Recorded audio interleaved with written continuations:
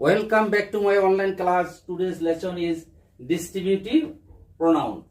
Distributive pronoun অর্থ হচ্ছে পৃথক বাচক সর্বনাম। যে pronoun প্রত্যেকটি ব্যক্তি বস্তু প্রাণীকে পৃথক করে বুঝিয়ে দেয় সেটা হচ্ছে distributive pronoun। এখানে distributive pronoun গুলো হচ্ছে each, either, neither, এগুলো হচ্ছে distributive pronoun।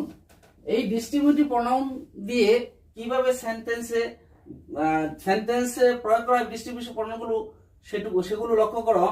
এখানে each of the boys will get a pen.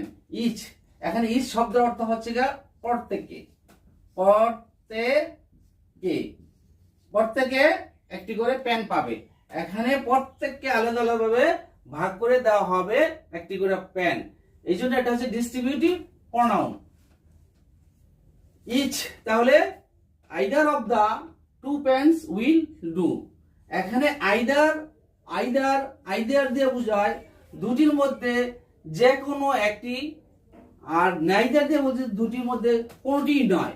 এখানে either of the two pens will do, দুটি কলমের মধ্যে যে কোনো একটি কলমই চলবে।